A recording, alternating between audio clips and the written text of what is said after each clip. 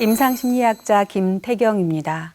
최근 2차 피해로 인해 극단적인 선택까지 하는 피해자들에 대한 뉴스가 많이 나오는데요. 아이러니하게도 범죄 피해자들 중에는 1차 피해보다 2차 피해가 더 고통스러웠다고 호소하는 사람들이 많습니다. 대체 2차 가해를 하는 사람은 누구일까요? 언론, 수사기관, 네티즌?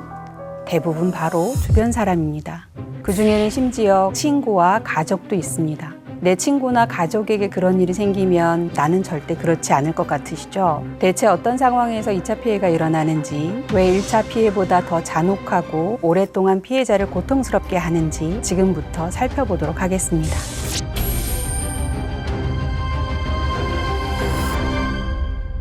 범죄 피해는 1차 피해, 2차 피해, 3차 피해로 구분할 수 있습니다. 1차 피해는 범죄 그 자체로 인한 피해를 말합니다. 2차 피해는 피해자가 범죄의 피해자가 됨으로써 발생하는 부차적인 피해라고 보실 수 있고요. 3차 피해는 범죄로 인한 장기적인 결과를 말하는 것입니다. 오늘은 그중에서 2차 피해에 대해 이야기해 보도록 하겠습니다. 2차 피해라는 말이 주로 성폭력 피해자에게 자주 사용되기는 하지만 살인이나 방화, 폭행치상 등 모든 범죄 피해자들에게서 2차 피해가 발생하고 있습니다. 범죄 피해자들을 낙인 찍고 모욕하는 능동적인 가해뿐 아니라 부적절하게 그들을 처우하는 수동적인 가해도 모두 2차 가해가 될 수 있습니다. 2차 피해가 왜 더 큰 후유증을 남기는지 알려면 범죄라는 심리적 트라우마가 피해자에게 미치는 영향에 대한 이해가 필요할 수 있습니다. 많은 사람들이 불안이나 공포, 불면증, 악몽 등과 같은 트라우마 후유증이 마음의 병이라고 생각하시는데요. 그렇지 않습니다. 트라우마 후유증은 뇌 손상의 결과입니다. 즉, 심리적 충격으로 인해 일시적 혹은 영구적으로 뇌가 손상된 결과로 나타나는 것이 트라우마 후유증입니다. 트라우마는 일상의 크고 작은 스트레스 사건을 일컫는 스몰 트라우마와 전쟁, 강간, 고문 등과 같이 생명을 위협할 정도로 큰 스트레스 사건을 일컫는 빅 트라우마로 구분할 수 있습니다.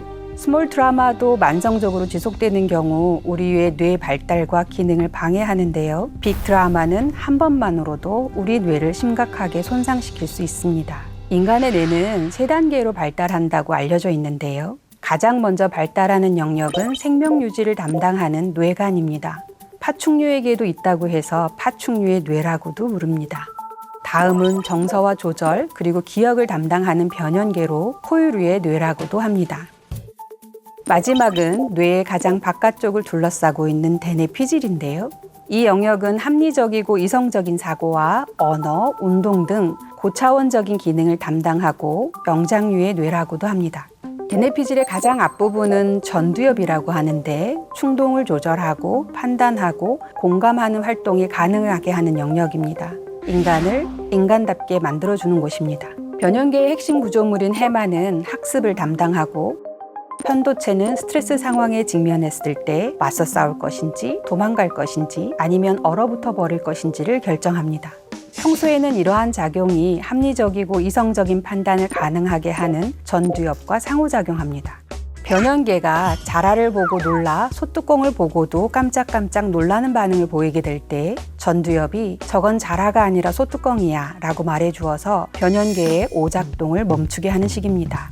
하지만 갑작스럽게 빅 트라우마가 발생하면 변연계가 생명 유지를 위해서 전두엽의 조언을 받을 겨를도 없이 즉각적으로 반응해야만 합니다. 문제는 이렇게 잔뜩 놀란 뇌가 좀처럼 진정이 되지 않는다는 건데요. 그래서 사건의 재발 징후를 시시각각 모니터링하면서 발빠르게 반응하기 위해 경계태세를 갖추게 됩니다. 즉, 과각성된 상태가 지속되는 겁니다. 하지만 흥미롭게도 기억을 담당하는 해마는 오히려 활동을 덜 하게 되고 장기적으로는 크기까지 축소되는 것으로 알려져 있습니다. 왜일까요? 기억에는 그 사건이 발생했을 때 경험한 공포와 두려움을 포함한 부정적 정서가 연합되어 있습니다. 결국 기억이 떠오르면 정서적 공황 상태에 놓일 가능성이 높아지게 됩니다. 그래서 우리의 뇌는 심리적 생존을 위해 해마의 활동을 억제하게 됩니다. 기억이 덜 나야 덜 무섭기 때문이죠. 심한 경우에는 완벽하게 사건 기억을 잃는 시민성 기억상실증을 보일 수도 있고 약한 경우에는 자주 몽롱해지고 건망증이 심해지는 양상을 보일 수도 있습니다. 하지만 안타깝게도 이 기억이 원치 않는 시기에 원치 않는 방식으로 교묘하게 찾아와서 트라우마 피해자를 괴롭힙니다. 사건 기억을 완전히 잃은 어떤 강간 피해자는 산책 중에 가해자의 몸에서 났던 시궁창 냄새를 맡고는 사건 기억이 갑자기 떠올라서 공황 상태에 빠지기도 했습니다. 이러한 양상은 여러 연구들을 통해서 반복 검증되고 있는 상태인데요. 우리나라의 한 연구진은 강간 피해 후 약 9개월이 지난 PTSD 환자의 뇌와 일반인의 뇌를 비교했습니다. 그 결과 해마 활동의 감소와 손해 활동의 과잉 활성화를 발견했습니다. 그림에서 보시는 것처럼 왼쪽에 있는 뇌의 영상 이미지는 PTSD 환자의 것이고 오른쪽에 있는 건 정상군의 뇌 이미지입니다. 색깔이 파란색으로 짙어질수록 과소 활성화된 것을 의미합니다. 그림에서 보시는 것처럼 PTSD 환자의 측두 옆, 그 속에 변연계가 들어있는데요. 이 변연계가 과소 활성화되는 것을 보실 수 있습니다. 옆에 그림으로 넘어가시면 손해가 이 뒷부분에 자리하고 있는데 밝은 색으로 변할수록 과잉 활성화된 것을 의미합니다.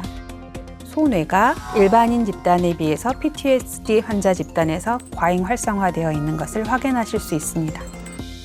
PTSD, 즉 외상 후 스트레스 장애의 핵심 증상은 재경험, 과각성, 회피, 그리고 부정적 사고의 증가로 구분할 수 있습니다. 재경험은 사건 당시로 돌아가는 듯한 경험인데요. 사건과 관련된 자극에 노출되는 경우 다시 범죄 피해를 입는 것 같은 감각을 경험하거나 악몽 등의 증상으로 나타납니다. 객관적인 세상에서는 이미 범죄 상황이 종료되었으나 피해자의 주관적 세상에서는 범죄 사건이 현재 진행형으로 무한 반복되니 괴로울 수밖에 없습니다. 다음은 과각성입니다. 과각성은 생존을 위해 온통 각성되어 있는 상태를 말합니다. 깜짝깜짝 놀라고 사소한 일에도 과잉 감정 반응을 보일 수 있습니다. 사건과 관련된 자극을 회피하는 증상도 뚜렷하게 나타내게 되는데요. 사건과 관련된 장소에 가지 않으려고 하거나 남성과 관련된 일일 경우 남성이 많은 곳에 가지 않는 등의 증상을 보일 수 있습니다. 뿐만 아니라 일시적으로 온통 부정적 사고로 머릿속이 가득 차고 끊임없이 그 생각이 반복되는 증상도 수반됩니다.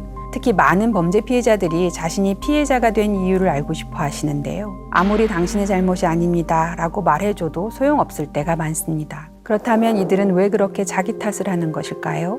자기 탓을 해서 얻는 이익이 있기 때문입니다. 내가 잘못해서 생긴 범죄라면 앞으로 내가 잘못된 행동을 하지 않는 한 내가 다시 범죄 피해를 입을 가능성이 낮아지기 때문입니다. 죄책감은 통제감 회복을 위한 고군분투의 결과인 셈입니다. 그래서 초기의 죄책감은 자연스러운 현상일 수 있기 때문에 사건 직후 한동안은 부적절한 죄책감에 대해서 논박하지 않는 게 좋을 수 있습니다. 그저 연민 어린 목소리로 부드러우면서도 단호하게 분명 너의 잘못이 아닌데도 자꾸 너의 잘못인 것만 같은 기분이 드는구나 라고 말해주는 정도면 됩니다. 사실 많은 말을 해봐야 도움이 되지 않을 뿐더러 경우에 따라서는 오히려 상처가 되기도 합니다. 트라우마적인 상태에 있는 뇌는 여러분의 말을 그렇게 잘 해석할 능력이 되지 않습니다. 너무 많은 말을 하는 것보단 침묵이 나을 수 있습니다. 물론 침묵이 무관심함이나 냉담함으로 비춰지지 않도록 조심할 필요가 있습니다. 하지만 이런 식의 자기 비난이나 죄책감이 오래 지속되면 회복을 방해하는데요. 그래서 논리적으로 반박해서 건강한 신념으로 바꿔주기 위한 심리치료가 필요해집니다. 범죄 피해의 분노가 바깥으로 향할 경우에는 세상이 왜 다 이 모양이야 이런 반응이 나타날 수 있고 나에게 향하는 경우에는 죄책감이 나타날 수 있습니다.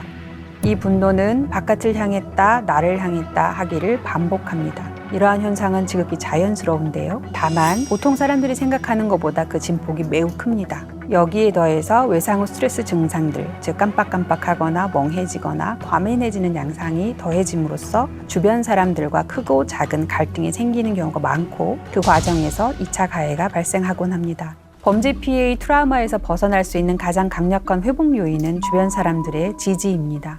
주변 사람들은 관심과 지지라고 생각하는 많은 것들이 피해자에게는 호기심과 관음증적 욕구, 심지어 2차 가해로 해석되는 경우가 자주 있습니다. 초반에만 불필요할 정도로 반짝 관심이 집중되었다가 2, 3개월 후에 썰물처럼 빠져나가는 경우가 많습니다. 6개월이 되기 전에 많은 사람들이 본인의 놀란 마음을 회복하고 일상으로 돌아가고요. 하지만 당사자는 현재로 돌아오기가 쉽지가 않습니다. 더군다나 형사사건은 빨리 종료되지 않습니다. 긴 사건은 5년 정도가 걸리기도 합니다.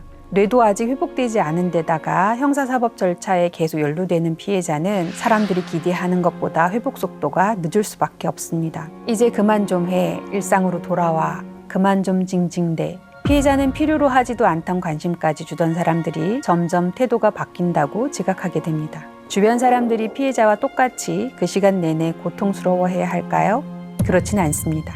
주변 사람들이 빨리 일상으로 복귀해야 피해자에게 더 많은 도움을 줄 수 있습니다. 하지만 자신들처럼 피해자가 빨리 돌아오길 기대하는 것은 잘못입니다.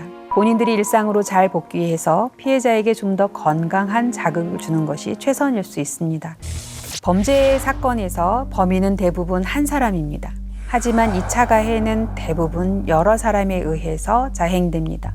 또한 범행은 대부분 한 번에 끝납니다. 하지만 2차 가해는 여러 사람의 가해자들이 주변을 에워싸고 오랫동안 가해하기 때문에 훨씬 더 잔혹합니다. 성추행 사건으로 극단적을 선택한 공군 역시 1차 피해 이후에는 잘 살아내기 위해서 고군분투했습니다. 어떤 도움을 받을 수 있는지 알아보고 가능한 조직에 피해가 가지 않도록 애썼죠. 조직을 위해 최선의 방법까지 고민했던 사람에게 조직은 조직적으로 2차 가해를 가했습니다.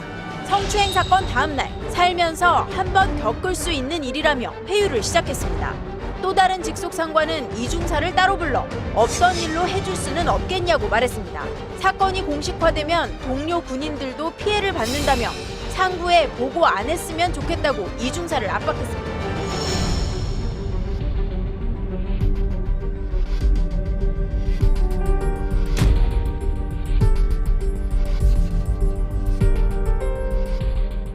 트라우마 이전 상태보다 훨씬 더 성장하는 피해자들이 존재합니다. 대부분의 트라우마 피해자들은 사건 후에도 성장하려고 애를 쓰고 어떤 식으로든 성장을 합니다. 다만 개인차가 많아서 평생에 걸리기도 하는데요. 2차 가해는 이러한 성장의 노력을 짓밟는 끔찍한 행위입니다. 범죄 피해로 인해서 그 사람의 온 영역이 손상되는 것은 결코 아닙니다. 그 사람의 부분이 손상되는 것이고요. 건강하게 남아있는 영역을 강화하고 돌보면 손상된 영역도 복구가 가능합니다. 그리고 사건 이전보다 더 성숙해질 수도 있습니다. 물론 그렇다고 해서 비온 뒤에 땅이 굳어진다는데 너는 왜 그러고 있니? 이런 식의 말은 금물입니다. 나이가 든다고 해서 모두 어른인 것은 아닌 것 같습니다. 어른이 되었다는 것은 내 것과 남의 것을 잘 구분해야 하고 내 것에 대한 책임을 지되 남의 것에 대해서도 연민의 마음으로 관심을 기울일 줄 아는 것인 것 같습니다. 범죄 피해자들을 보호하는 것은 국가의 의무입니다. 따라서 범죄 피해자의 보호는 우리 모두의 책임과 의무인 셈입니다. 만일 여러분이 아직까지 끔찍한 수준의 범죄를 당하지 않고 살았다면 적어도 지금까지는 운이 매우 좋았다는 말일 수 있습니다.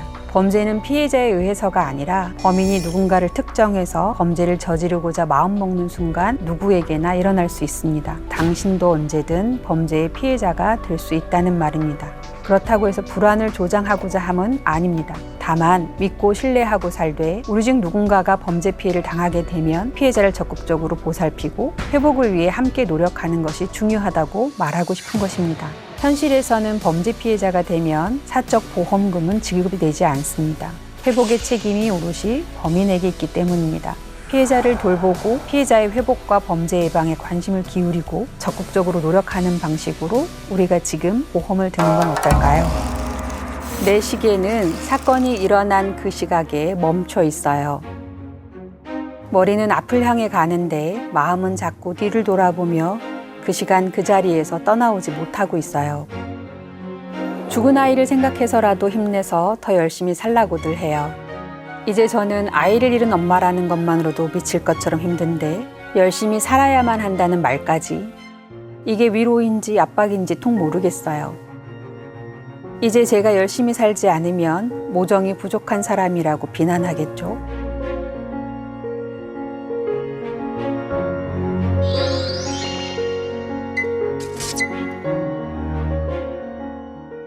안녕하세요. 임상심리학자 김태경입니다. 2019년 온 국민을 경악하게 한 소위 고유정 사건 기억하시나요?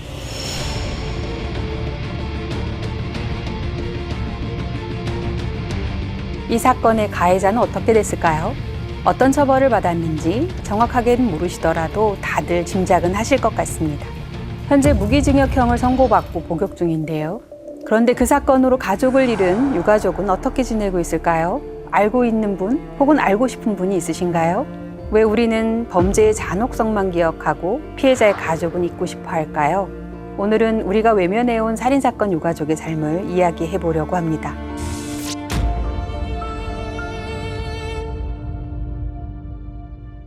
잔혹한 범죄가 발생하면 피해자는 종종 사회적으로 쟁점이 되는 아젠다를 부각시키는 재료로 소비되거나 범죄의 잔혹성만 부각되는 것이 현실입니다. 인터넷, 방송, 뉴스, 책, 영화 등등에서 수없이 사건들을 다시 재조명하기는 하지만 피해자나 가족에 대해서는 상대적으로 관심이 없습니다. 그렇다면 범죄만 계속 다루고 싶어하는 이유는 뭘까요? 나의 안전과 관련된 정보이기 때문에 그렇습니다. 피해자나 유가족의 이야기는 생존에 도움이 되는 이야기가 아닙니다. 어떤 면에선 너무 가슴 아프고 슬프기 때문에 외면하고 싶은 주제이기도 하죠. 관심이 없으면 차라리 무관심한 게 나을 수 있는데 부적절한 말들로 상처를 주는 일이 자주 있습니다. 나도 당사자가 될 수 있다는 생각으로 피해자에게 더 많은 관심을 주면 좋겠는데 자꾸 외면하고 언론은 관심조차 없는 것이 현실입니다. 일반적인 죽음은 대부분 예측이 가능하고 그 죽음으로 인한 비통함 역시 시간적으로 한정이 되어 있습니다. 하지만 극단적인 선택이나 교통사고, 살인사건 등으로 갑작스럽게 가족을 잃는 것은 그 충격이 너무 크기 때문에 극도의 분노, 복수심, 비난, 죄책감 등이 유가족들을 괴롭히게 됩니다. 한순간에 가족을 잃으면 어떤 생각을 먼저 하게 될까요? 어쩌다 사건이 일어나서 가족이 사망에 이르는 건지에 대한 알고 싶은 마음이 굉장히 강렬해집니다. 특히 행방이 묘연하거나 살해 방법을 모를 경우에 이러한 갈망은 더 고조될 수밖에 없습니다. 이 때문에 인터넷에 떠도는 부정확한 정보까지 샅샅이 찾아보려는 경향을 보이시는 분들이 많습니다.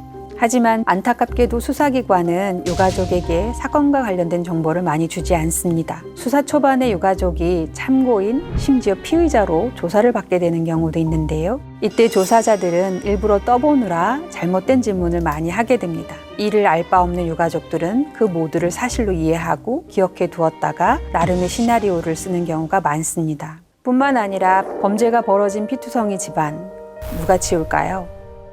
예전에는 범죄 현장, 살인의 현장조차도 유족들이 직접 치우는 일이 많았고 그것으로 인한 후유증은 말로 할 수 없을 정도로 심각했습니다. 최근에는 범죄 현장 정리를 국가에서 해주고 있습니다. 하지만 집안을 정리해 주는 것은 아닙니다.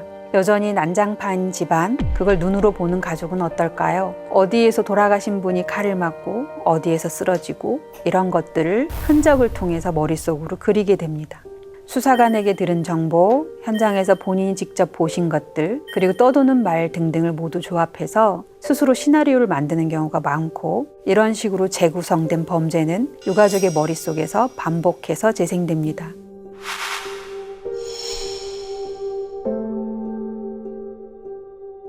돌아가신 분은 말이 없고 가해자들은 자기 형량을 줄이기 위해 거짓말을 하는 경우가 빈번하고요. 피해자를 모욕하는 경우도 굉장히 많습니다. 내 여자친구를 강간하려 해서 내가 말리다가 정당방위로 그랬다. 이런 식으로 주장하는 경우가 많습니다. 이런 말을 들은 유가족은 진실이 너무 알고 싶고 내 가족이 그랬을 리가 없다고 생각하고 하지만 세상 사람들은 가해자의 주장이 마치 팩트인 양 믿어버리게 됩니다. 예전에는 이런 식의 오보가 매우 심각해서 낯선 사람에 의한 살인사건임에도 불구하고 연인관계에 있었던 사람인 양 오보가 나서 유가족들을 괴롭히는 사건들도 자주 있었습니다. 하지만 그 누구도 책임을 지지는 않았죠. 유족들은 범죄 행위자의 말이 그대로 받아들여질까 봐 불안해하십니다. 그리고 죄인이 죗값을 제대로 못 받을 것이라는 불안감 때문에 정보를 찾으러 직접 돌아다니시는 유가족들도 많이 계십니다. 그래서 여러 가족 구성원 중에 한 명이 전담해서 사건 절차에 깊이 관여하는 경우가 많습니다. 이것이 어떻게 보면 지극히 당연해 보이지만 수사기관에서는 불편할 수밖에 없습니다. 때로는 유가족인데 수사에 혼선을 주는 사람처럼 내몰리기도 하는 것이 현실입니다. 그 과정에서 다양한 2차 피해가 발생하는데요. 이렇게 형사사법 절차에 관여를 많이 하신 분일수록 후유증이 가장 늦게 나타나고 가장 오랫동안 고통스러워 하십니다.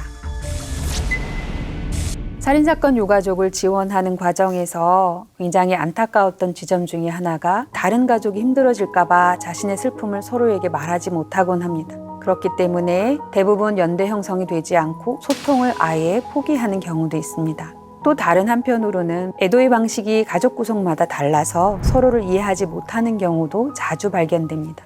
예를 들어 한 집안의 딸이 사망한 경우 엄마는 정서 초점적인 방식으로 해결을 하는 과정에서 친한 사람들을 만나서 담소하고 종교 활동을 늘릴 수 있습니다. 이와 달리 아빠는 문제 해결 중심적인 방식으로 대응하는 과정에서 회사 일을 늘리거나 사건과 거리를 두는 방식으로 반응하는 경우가 많습니다.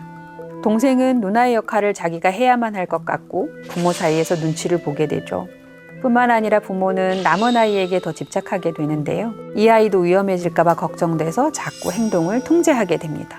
결국 아이는 자신의 상실감을 다룰 기회도 없이 강도 높은 통제에 고통받게 되고 결국 가족 구성원들이 서로의 지지 자원이 돼줄 수 없게 됩니다. 이 때문에 현장에서는 유가족들의 수만큼 상담자가 배치가 되고요. 각 구성원들의 애도 방식에 맞추어서 심리 상담을 진행하고 서로의 애도 방식을 이해할 수 있도록 돕는 과정들이 진행이 됩니다.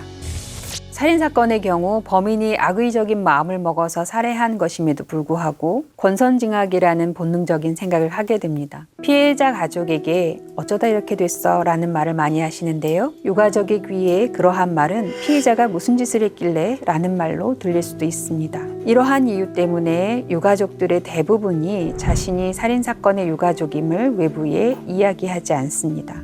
오히려 누군가 자신이 살인사건 유가족임을 알고 배척할 것을 걱정하시죠. 때문에 반드시 필요한 사회적 지지조차도 받을 수 없는 상황에 내몰리는 경우가 많습니다. 뿐만 아니라 많은 유가족들이 나아지는 것을 두려워하십니다. 가족이 살인으로 사망한 경우 한순간이라도 마음 편하게 지내는 것을 견디지 못하시곤 합니다.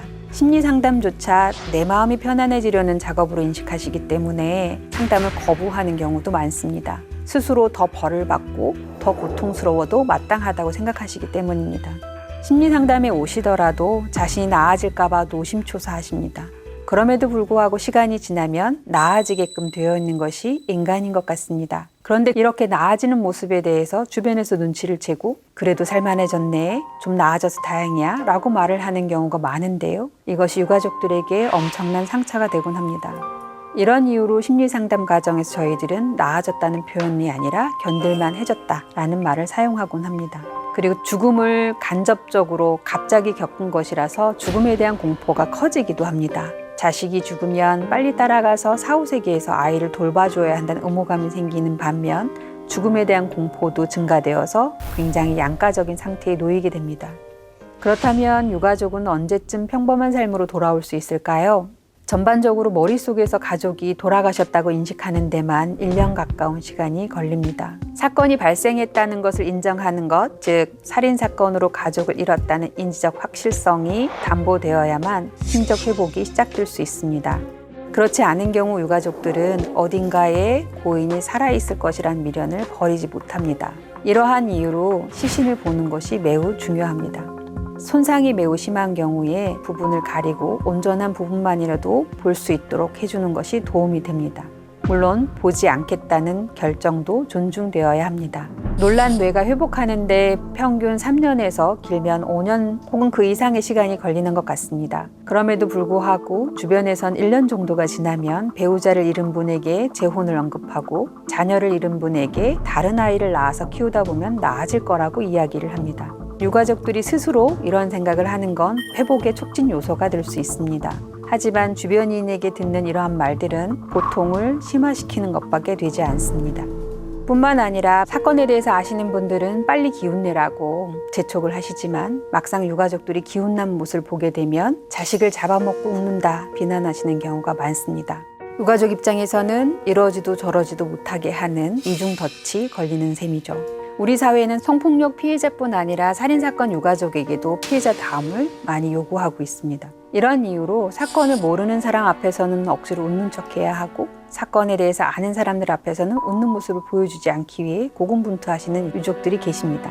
그래서 결과적으로 유족분들끼리만 모이게 되는 경우가 많습니다. 같은 경험을 한 사람들끼리 서로를 격려하고 위로하는, 물론 굉장히 좋은 방법입니다. 하지만 그러한 경험을 하지 않은 사람이 그들을 이해할 기회가 없어지고 유족들은 세상과 멀어지는 느낌이 커질 수 있습니다. 따라서 이 둘 사이에 다리를 놓기 위한 작업이 필요합니다. 그래서 심리상담은 이분들이 지금 여기에 한순간이라도 머물 수 있게 해드리는 것, 그것을 목적으로 합니다. 그분들은 심리적으로 사건 당시 장면에 고착되어 있기 때문에 사건을 잊게 만드는 것은 의미도 없고 가능하지도 않습니다. 현재 지금 이 순간에 잠시라도 머물게 하는 것이 최선일 수 있고 지금 여기에 대한 감각이 조금씩 생기면서 삶이 다시 조금씩 회복될 수 있는 것이죠. 그래서 비통한 와중에도 어느 한순간 웃고 떠드는 것이 치유적인 면에서 매우 중요합니다. 그런 이유로 살인사건 유가족과 상담한다고 해서 심각하게 붙잡고 울거나 비통해하거나 하는 것은 적절하지 않습니다. 여기서 우리가 생각해야 할 지점이 하나 더 있는데요. 바로 살인자의 가족들입니다. 남편이 아내를 살해한 사건에서 피해자의 가족이자 범인의 가족이기도 한 아들이 내게 아버지의 피가 흐른다는 것이 너무 끔찍해요 라고 말한 적이 있습니다. 어느 날 자신도 아버지처럼 누군가를 살해할 수 있는 잠재적 가능성이 있다는 생각 때문인 거죠. 우리는 살인사건이 일어나면 범인의 과거사를 궁금해합니다. 어느 집에서 어떻게 자랐고 사람들과 어떻게 교류했는지 등등을 알고 싶어 하는 겁니다. 왜일까요? 범인에 대한 측은지심 때문일까요? 아닙니다. 그들이 우리와 얼마나 다른지를 알고 싶은 것일 뿐입니다. 범인과 우리를 구분짓고 그들을 흑화하는 대신 우리를 백화함으로써 안정감을 찾고 싶은 심리 때문입니다. 불행히도 그 과정에서 자연스럽게 범인의 가족들도 흑화될 수밖에 없습니다. 범인의 부모는 자식을 잘못 키워 나쁜 사람을 만든 사람이 되고 범인의 자식들은 범인의 나쁜 피를 물려받은 잠재적 살인범이 되는 겁니다. 결과적으로 단지 범인의 가족이라는 이유만으로 공동체에서 배척당하고 소외되어서 건강한 삶을 영위할 수 없게 되는 경우가 많습니다. 사람들이 예상했던 대로 흑화될 가능성이 높아지는 겁니다. 이 세상에 나쁜 피는 존재하지 않습니다. 그들의 흑화는 나쁜 피 때문이 아니라 공동체의 낙인과 배척일 가능성이 높습니다. 나도 이제는 누군가의 평범한 이웃이 되고 싶어요. 저에게 오랫동안 상담을 받았던 살인사건 유가족분께서 하신 말씀이십니다. 살인사건으로 가족을 잃고도 웃을 수 있다는 것이 선뜻 납득되지 않으실 수도 있습니다. 하지만 유족들은 지금 여기의 삶을 유지해야만 합니다. 그들도 우리의 이웃이었고 이웃이어야만 합니다. 살인사건 유가족에게 요구하는 피해자다움, 그들에 대한 부적절한 편견과 오해가 이제는 끝났으면 좋겠습니다.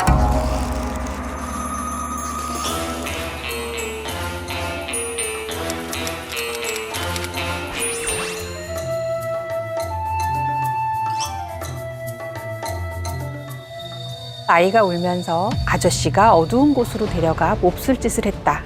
아이에게서 그 사람이 범인이 맞다는 말을 들을 수 있었습니다. 하지만 B씨는 범행을 전면 부인하면서 억울함을 호소하기 시작했습니다. 아이의 말은 진실일까요? 아니면 B씨가 억울하게 누명을 쓴 것일까요? 범행에 명백한 물리적 증거가 있는 경우가 전체 범죄의 10에서 20%에 불과합니다. 그럼 누구의 말이 맞는지 어떻게 판단할까요?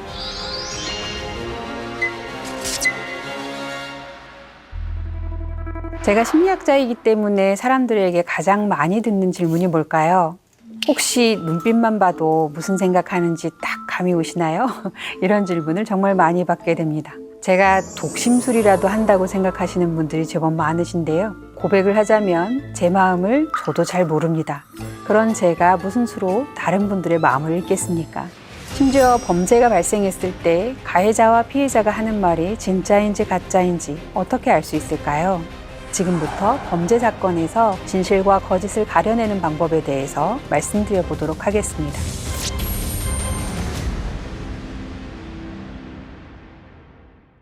타인의 마음을 아는 것은 매우 어려운 일인데요. 살다 보면 타인의 마음을 헤아려야만 하는 다양한 상황들이 발생합니다. 예를 들어 누군가 반복적으로 극단적인 선택이나 자해를 시도한다면 그런 행동을 반복하는 그 사람의 마음을 알아야만 막을 수가 있겠죠. 법적인 영역에서도 이런 일은 자주 벌어지는데요. 형사사건의 경우 누군가 범죄 피해를 입었다고 주장하지만 범인으로 지목된 사람은 피해자의 주장이 거짓말이라고 하면서 억울함을 호소하는 경우가 정말 많습니다. 물론 증거재판주의 원칙에 따라서 유무죄가 선고되니 각자의 주장이 크게 달라도 큰 문제가 없어 보일 수 있지만 같은 증거도 해석에 따라서 차이가 생길 수 있습니다. 예를 들어 누군가 치아가 부러졌지만 피해자는 범인이 안면을 가격했기 때문이라고 주장하고, 범인은 피해자가 혼자 넘어져서 돌에 부딪히는 바람에 치아가 손실되었다고 주장한다면, 더욱이 객관적인 증거가 전혀 없이 각자의 주장만 존재한다면 아마도 이런 경우 증거가 없으니 범인에게 무죄가 선고될 수밖에 없을 것입니다. 문제는 범죄 특성상 객관적인 증거가 남지 않거나 증거가 있었더라도 사건 후 오랜 시간이 흘러 그것이 사라진 뒤에야 고소하게 되는 경우입니다. 대표적으로 성폭력 사건을 들 수 있는데요. 성폭력 사건의 경우 범행에 명백한 물리적 증거가 있는 경우가 전체 범죄의 10에서 20%에 불과합니다. 그럼 누구의 말이 맞는지 어떻게 판단할까요? 법관의 자유로운 판단에 맡기면 될까요? 그럼 이런 경우는 어떨까요? A씨에게는 초등학교 5학년 딸이 있습니다. 어느 날 외출 중에 평소 알고 지내던 B씨를 보고는 아이가 소스라치게 놀래서 소변을 지르는 일이 생겼습니다. 갑작스러운 아이의 퇴행 행동에 화가 난 A씨는 아이를 집으로 데려와 꾸중하기 시작했습니다. 그러자 아이가 울면서 아저씨가 어두운 곳으로 데려가 몹쓸 짓을 했다라고 말했습니다. 이 말을 들은 A씨가 아저씨가 누구인지 거듭해서 물었지만 아이는 말하면 죽인다고 했기 때문에 말할 수 없다며 계속 울기만 했습니다. A씨는 방금 전에 보았던 B씨가 범인일 것이라는 심증이 생기기 시작했고요. 그래서 말하기 싫다는 아이와 3시간 동안 씨름한 끝에 아이에게서 그 사람이 범인이 맞다는 말을 들을 수 있었습니다. A씨는 바로 경찰서에 고소했습니다. 하지만 B씨는 범행을 전면 부인하면서 억울함을 호소하기 시작했습니다. 자, 그렇다면 아이의 말은 진실일까요? 아니면 B씨가 억울하게 누명을 쓴 것일까요? 여러분의 생각은 어떠십니까? 그렇게 생각한 근거는 무엇입니까? 이런 상황에서 활용되는 것이 진술 분석입니다. 진술은 특정 사건에 대한 누군가의 기억을 담은 말이나 자술서를 말하고, 진술 분석은 그것을 분석해서 진술자가 의도적으로 누락한 정보는 없는지, 의도적으로 추가하거나 왜곡한 정보는 없는지, 그리고 진술자가 주장하는 사건이 실제로 발생했을 가능성이 얼마나 있는지를 분석하는 작업입니다. 여기서 돌발 퀴즈를 하나 내겠습니다. 혹시 어제 점심에 무엇을 드셨나요? 지난주 화요일 저녁에는 무엇을 하셨습니까? 2015년 설날 아침에는 무엇을 드셨는지? 솔직히 저는 잘 기억이 나지 않습니다. 아마 늘상 똑같이 밥을 먹지 않았을까? 확실한지는 잘 모르겠습니다. 틀릴 수도 있습니다. 다만 2016년 추석날 점심에는 갈비탕을 먹었습니다. 그날 집안 어르신이 돌아가셔서 장례를 치른 뒤에 근처 식당에서 점심을 먹었거든요. 그래서 그날 기억은 정말 생생하게 잘 남아 있습니다. 이것이 기억의 특징입니다. 우리가 주의를 기울이지 않으면 대부분의 정보들은 기억에 등록되지 않거나 다른 기억들과 혼동되기도 매우 쉽습니다. 이와 달리 스트레스가 강해서 주의를 많이 기울였던 에피소드들은 상대적으로 강하게 기억에 등록되고 회상도 비교적 잘 됩니다. 하지만 그렇다고 해서 그 회상이 100% 정확하다고 장담할 수 있는 건 아닙니다. 저는 2016년 추석날 장례식을 치른 뒤 분명 갈비탕을 먹었던 것으로 기억하는데요. 최근에 고인의 아드님과 그때 일에 대해 대화하던 중에 알게 되었습니다. 그날 제가 먹은 것이 갈비탕이 아니라 설렁탕이었다는 것을. 기억은 사건 전, 중, 후의 경험에 의해 매우 쉽게 오염될 수 있습니다. 그렇다면 오류가 있는 말은 모두 거짓말일까요? 그렇지 않습니다. 인간의 기억은 오류투성이입니다. 똑같은 일을 경험하고도 사람마다 다르게 기억하고 이벤트를 해석하기 때문에 어쩔 수 없이 진술에 항상 오류가 생기게 됩니다. 그렇기 때문에 오류가 있다는 것만으로 누군가의 말이 거짓말이라고 할 수는 없습니다. 그럼에도 불구하고 많은 사람들이 일부 오류가 있다는 것만으로 그 사람 진술의 전부가 거짓말이라고 오해하는 경우가 있습니다. 말에 오류가 생기는 이유는 몇 가지로 구분해 볼 수 있습니다. 첫 번째는 기억 자체가 가진 특징인데요. 개인의 심리 상태나 상황에 따라서 기억을 다르게 저장하는 것이 인간입니다. 따라서 오류가 발생했을 경우 그것이 기억의 일반적인 특징 때문인지, 혹은 사건 이후의 어떤 경험 때문인지, 혹은 누군가의 암시나 코칭에 의해서 왜곡된 것인지 등을 고려해야만 합니다. 다음으로는 개인적 특징인데요. 성격, 정서 상태, 성에 대한 인식, 가해자와 피해자 간의 관계 특성, 이런 모든 요인들이 영향력을 행사합니다. 어린아이나 장애인이 진술자인 경우에는 그들의 발달적 특성, 그리고 장애의 특성도 영향력을 행사합니다. 어린아이는 사건을 기억하고자 하는 동기나 의도가 빈약할 수밖에 없고요. 나중에 그 기억을 회고하는 능력 역시 부족합니다. 또한 생물학적으로는 성인이지만 지적장애를 가진 사람의 경우 어린아이들과 비슷한 종류의 오류를 자주 보일 수 있습니다. 정신장애를 가진 사람의 경우에는 정신병적 증상으로 인해서 상황을 특이하게 해석하게 되고요. 결과적으로 사실과 다르게 진술할 가능성이 높아질 수 있습니다. 지적장애와 정신장애는 차이가 있는데요. 이 둘을 묶어서 보통 정신적 장애라고 이야기를 합니다. 발달장애는 타고난 장애입니다. 어릴 때부터 그 장애가 지속되게 되어 있고 진술에 미치는 영향도 상황에 따라서 큰 편차가 없을 수 있습니다. 하지만 정신장애는 다릅니다. 정신장애란 조현병 양극성 장애, 조현정동장애를 일컫고 정신장애의 경우 정상 발달하다가 청소년기 후반에서 20대 초반 혹은 30대 중반쯤에 발병하는 경우가 많습니다. 약을 먹고 치료를 받으면 의미 있는 회복이 가능한 장애입니다. 따라서 기능의 효율성이 매우 유동적일 수밖에 없는데요. 똑같은 정신장애 진단이 있더라도 사건 당시에 자기의 의사결정이 충분한 상태였는가 아닌가를 판단하는 게 매우 중요할 수 있습니다. 또한 정신병적 상태에서 경험한 것을 증상이 의미 있게 회복된 이후에는 잘 회고하지 못하는 경우도 있는데요. 이것을 상태 의존적 기억이라고 합니다. 술을 먹고 깬 뒤에는 음주 상태에서 했던 일을 기억하지 못했다가 다시 술을 마시면 예전의 기억이 되살아나는 경우를 예로 들 수 있습니다. 따라서 사실과 다르게 이야기하는 것은 어떤 면에서 거짓말이 아닐 수 있습니다. 거짓말의 핵심은 의도성입니다. 내가 상대를 기만해서 부차적인 이익을 얻고자 의도적으로 사실과 다르게 이야기했을 때, 나의 그 말을 상대방이 그대로 믿었을 때, 그때에는 거짓말이 될 수 있습니다. 진술 분석의 핵심은 사실과 다른 진술의 원인이 무엇인지를 검토하는 것입니다. 발달적 미숙함 때문이거나 실수이거나 혹은 상대방의 유도 질문에 따라서 잘못 말한 것이라면 거짓말이라고 볼 수 없습니다.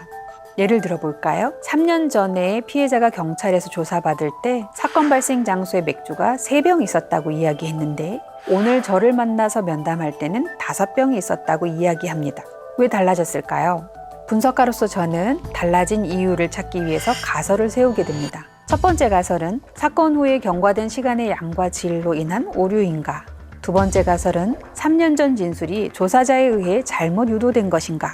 애초에 2병 이상이라는 정도만 기억났을 뿐 정확한 숫자는 기억이 나지 않았는데 조사자가 반복적으로 정확한 병의 개수를 묻는 경우 많은 사람들이 3병 혹은 5병 등과 같이 조사자가 원하는 정보를 추측해서 제공하는 경우가 많습니다. 세 번째 가설은 진술자가 아무렇게나 즉흥적으로 지어내는 사람일 가능성입니다. 이런 경우 그 사람의 진술은 의도된 거짓말은 아니지만 사실과 다를 가능성이 매우 높기 때문에 진술에 신빙성이 있다고 보기가 어려워질 수 있습니다. 네 번째 가설은 의도적으로 거짓말하는 과정에서 생긴 오류입니다. 이 경우에 첫 번째와 두 번째 가설의 가능성을 면밀히 탐색해야만 합니다. 사실은 그보다 더 중요한 것이 있습니다. 가설 자체가 합리적이고 타당하게 설정되어야 한다는 것입니다. 가설이 타당하지 않으면 그것의 검증 결과는 아무 의미도 없으니까요. 타당한 가설 설정은 분석가의 기본적인 자질입니다. 그렇다면 분석가들은 무엇을 근거로 가설을 설정하게 될까요? 성폭력 사건이라면 기억의 일반적인 특성과 더불어서 발달 심리학적인 이해, 그리고 성폭력 사건의 특성, 성폭력 피해자들의 행동, 그리고 진술 특성에 대한 풍부한 지식과 경험이 필수입니다. 형사사법 절차 중에 자주 등장하는 말이 경험칙, 즉 상식이라는 말입니다. 상식이 무엇인가요? 사실 매우 가변적입니다. 문화권에 따라 상식적이라고 하는 행위가 달라지고 시대에 따라서도 달라집니다. 100명 중 99명이 예라고 할 때 한 명이 아니요라고 말하면 그 사람은 비상식적인 사람일까요? 아닙니다. 하지만 경험칙에서 벗어난 의사결정을 한 것은 분명해 보입니다.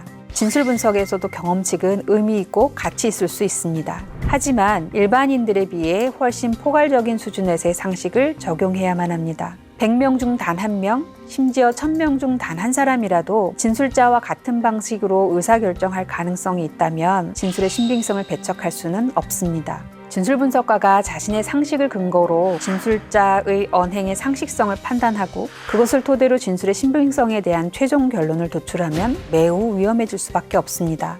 분석이 중립적이고 객관적인 수준이 아니라 지극히 분석가의 주관적 수준에서 이루어진 것이기 때문입니다. 사실 전문가들이 활용하는 진술 분석 기법 자체는 굉장히 단순합니다. 핵심은 기법이 아니라 그 기법을 활용해서 가설을 세우고 진술자를 면담하고 검증하는 분석가의 역량입니다. 아무리 훌륭한 요리사도 재료가 좋지 않으면 제대로 된 음식을 만들기가 어려울 수밖에 없습니다. 진술 분석도 마찬가지입니다. 진술 분석의 재료는 말 그대로 진술자의 말이 담긴 자필 진술서나 편지 혹은 수사기관에서 이루어진 조사 녹취록과 영상 또는 녹음 파일입니다. 분석 재료가 진술자의 심리적, 발달적 특성, 만약에 장애가 있다면 장애의 특성까지 고려해서 신뢰롭고 타당하게 수집되어야만 분석의 가치가 있게 됩니다. 수사기관이나 법정 진술 시에 오류를 유발할 가능성이 있는 요소들을 면밀히 검토해서 섬세하게 사건에 대해 문답하는 것이 중요한 이유입니다. 하지만 그렇지 않고 어린아이에게 어려운 단어를 쓰거나 지적장애인에게 전후를 설명하라고 압박하거나 암시 질문을 하거나 성인이어도 일시적 혼란 상태에 있음에도 불구하고 두서없이 이야기한다고 비난하고 추측해서라도 대답을 하게끔 하는 일이 벌어지면 재료가 신뢰롭고 타당하다고 볼 수 없게 됩니다. 분석의 재료를 제대로 수집하는 방법은 뭘까요? 사건마다 분석 시 고려해야 할 쟁점이 달라질 수 있습니다. 예를 들어서 성폭력 사건에서 진술자가 성경험이 전혀 없는 어린아이라면 구체적이고 생생한 성적 묘사가 신빙성 평가라는 맥락에서 매우 가치 있을 수 있습니다. 하지만 진술자가 성인이라면 생생한 성적 묘사는 신빙성 평가라는 맥락에서 큰 가치가 없을 수도 있습니다. 진술에 포함된 성적 지식이 성폭력이 아닌 다른 경험을 통해서도 습득될 수 있기 때문입니다. 더욱이 성인이 피해자인 경우에는 두 사람 간의 성접촉 여부가 아니라 그 접촉의 강제성이 중요한 쟁점이 되곤 합니다. 따라서 성접촉이 아닌 강제성과 관련된 진술이 분석의 핵심이 됩니다. 진술 분석의 맥락에서 시점 간 진술의 일관성은 매우 중요합니다. 이 때문에 분석 시 최소 2회 이상의 시점에서 이루어진 면담 자료가 필요합니다. 뿐만 아니라 가설 검증을 위해 분석과 면담이 반드시 진행되어야 합니다. 반복적으로 사건에 대해 진술하도록 하는 것이 2차 가해가 될 수 있겠습니다. 하지만 진술자의 특성을 고려해서 충분히 섬세하고 민감하게 면담을 계획하는 경우에 2차 가해가 발생하지 않을 수 있습니다. 관건은 진술의 빈도가 아니라 진술의 질적 측면입니다. 한 번의 조사만으로도 2차 피해가 발생할 수 있는 반면 여러 번의 조사에도 불구하고 2차 피해가 발생하지 않을 수도 있습니다. 면담 시 가장 주의해야 할 점은 피해자의 심리 상태를 고려하는 것입니다. 그건 못지않게 중요한 것은 바로 중립성인데요. 과도한 칭찬과 배려는 경계를 침범하는 행위이고 진술자를 편안하게 해주는 것이 아니라 더 불편하게 해줄 수 있으며 진술을 오도할 수 있습니다. 진술 분석가는 아무리 측은지심이 유발되는 진술자라도 중립성을 유지해야 합니다. 그렇다고 해서 냉담해지라는 것은 아닙니다. 중립적이면서도 충분히 배려적일 수 있습니다. 진술 분석을 직업으로 하는 사람들이 있는데요. 그렇다면 의뢰인은 주로 누구일까요? 피해자들이 사비를 들여 진술 분석을 하는 경우는 거의 없습니다. 대부분 지목된 가해자들이 피해자의 진술 신빙성 평가를 의뢰하곤 합니다. 그렇다면 상당한 금액을 지불하고 피해자의 진술 분석을 의뢰한 경우 과연 중립적이고 객관적으로 할 수 있을까요? 피해자가 진실을 말하는 것 같다고 보고서를 주면 의뢰인인 가해자가 이게 몇백만 원짜리라고 받아들일 수 있을까요? 물론 법정에서 사설 분석가의 진술 보고서는 증거로 인정되지 않습니다. 그렇다면 법원이 지정한 전문가의 분석 보고서는 어떨까요? 사실 이 역시 증거로 인정되지는 않습니다. 둘 다 법관이 법적 판단을 위해 참고하는 자료일 뿐입니다. 드물지만 분석가가 실시한 면담이 증거로 채택되는 경우가 있습니다. 이 경우 분석가의 자격과 경력, 자세, 면담의 적절성 등이 매우 엄격하게 검증되어야 합니다. 참고로 분석가는 자신이 실시한 진술 면담을 반드시 녹음 또는 녹화해야만 합니다. 객관성과 전문성을 검증해야 할 상황이 생길 수 있기 때문입니다. 진술 분석은 양날의 칼일 수 있습니다. 억울한 사람이 생기지 않게 도와주는 매우 훌륭한 도구가 될 수 있는 반면 억울한 사람을 양산하는 매우 위험한 도구가 될 수도 있습니다. 진술 분석에 대해서 정확하게 이해하고 정확하게 활용할 수 있기를 바랍니다.